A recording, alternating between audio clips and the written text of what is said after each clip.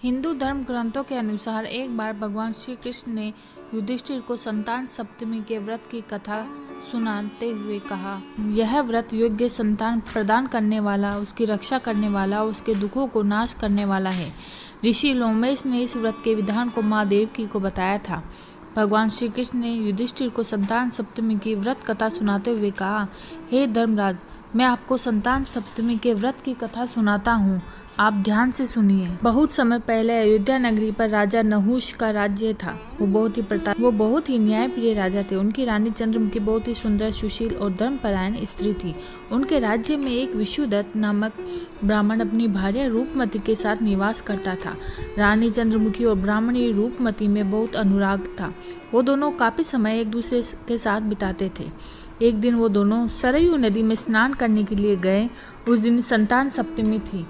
उन्होंने देखा कि स्त्रियां वहां पर स्नान करके वहीं माता पार्वती और भगवान शिव की प्रतिमा बनाकर विधि विधान के साथ उनकी पूजा अर्चना कर रही थी। तब उन दोनों ने उन स्त्रियों से उस पूजा अर्चना के विषय में पूछा तो उन स्त्रियों ने कहा, हे रानी जी, हम सुख सौभाग्य और संतान देने वाले संतान सप्तमी व्रत कर रही हैं।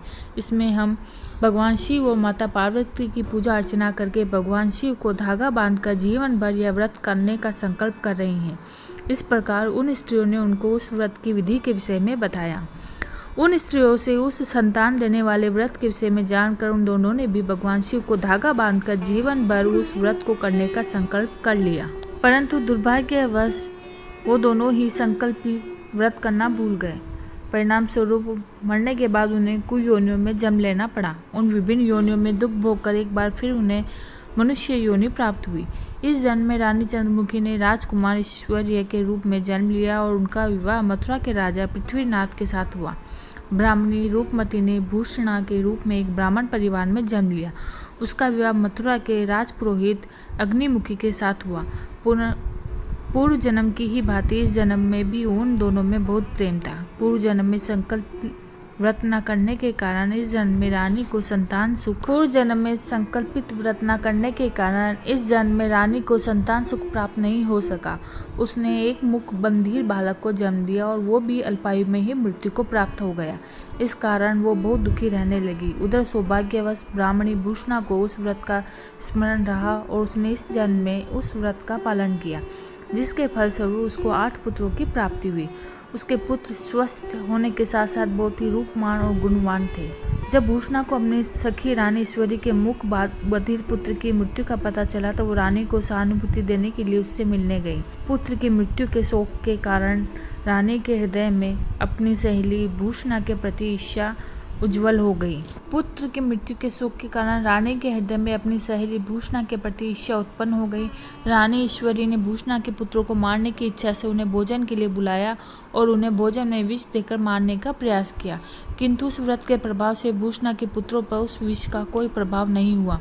यह देखकर रानी ईश्वरी क्रोध और ईर्ष्या के मारे जल उठी और उसने सेवकों को आदेश दिया कि वो भूषणा के पुत्रों को यमुना के गहरे पानी में फेंक दे।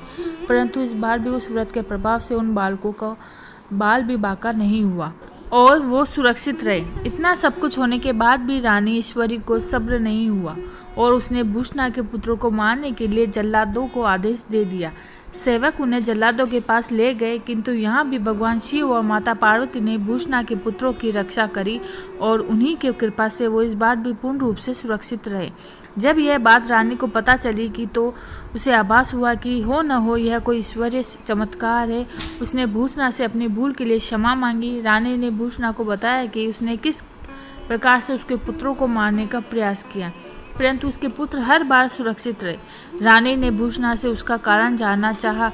तब भूषणा ने रानी को पुनर्जन्म के उस व्रत का स्मरण कराया और उसे बताया कि वो दोनों पुनर्जन्म में सहेलियां थीं। उन्होंने मुक्ताभरण व्रत का संकल्प लिया था, परंतु वो उसे करना भूल गई थी, किंतु इस जन्म में मैंने उस संकल्प को पूर्ण किया और मुक्ताभरण व्रत का पालन किया।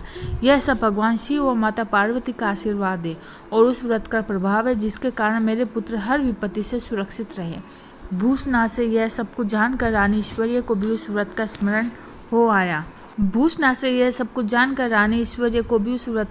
हो आया।